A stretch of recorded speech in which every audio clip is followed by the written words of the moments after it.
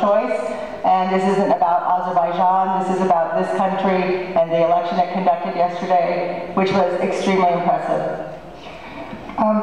Speaking for myself, I am already on the blacklist because this is my second time here. And I have to say, I think I speak for my two colleagues here, that we are professional researchers and academics. We have nothing, Azerbaijan and we have nothing to do with each other. So I'm not entirely sure why Azerbaijan thinks that they can tell us how to do our jobs. This is what we do for a living. We're coming in here as nonpartisan, unbiased professionals who are doing our jobs, and that's about where it is. As an ANCA, and our job is to cultivate the relationships in the United States with elected officials. I want to say we're proud of the two elected officials who are sitting at this table, and the two who happen also to be elected officials and a part of the organization, because they stand with you. And 2 years ago, the ANCA brought a delegation of elected officials from California, including the Speaker of the Assembly. And when the issue of being blacklisted in Azerbaijan came up, he said that that put me on that list because it is a badge of honor. And he did not do that just because of the work the ANCA has in the United States in teaching elected officials about the Republic of Nagorno-Karabakh and your fight for independence, our fight for independence. It's what they saw here from you.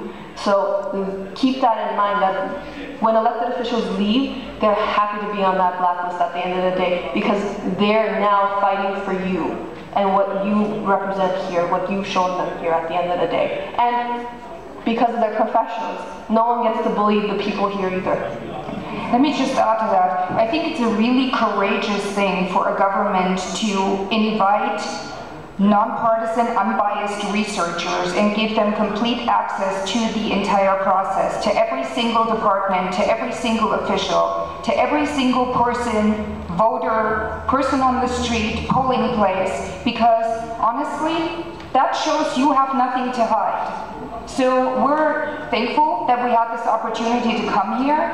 And, you know, to the government of Azerbaijan, please, if you'd like to invite us and open your doors to us to the same process, we'll be happy to come. I would just like to add that anytime a government blacklists individuals from entering their country just because they are forming a part of a group that monitors fair and open elections, is not an indirect, but is a direct attempt at provocation and bullying. And that is nothing short of illegal on its own. This is a statement and a determination on the people of Artsakh. Free will prevail. And I'd like to add one last thing, I apologize.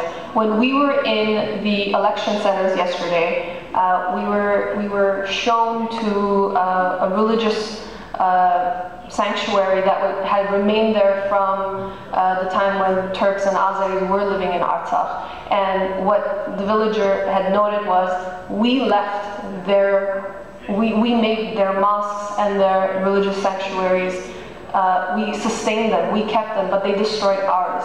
If there were Azeris still living, and if there are minorities still living in Nagorno-Karabakh, they would be given the right to vote as long as they met the criteria. And that is what the government here has instilled, and that is not respected in Azerbaijan. It's not reciprocated, but it is done here. So those who complain can say that they chose not to vote, but not that the government didn't allow them to vote.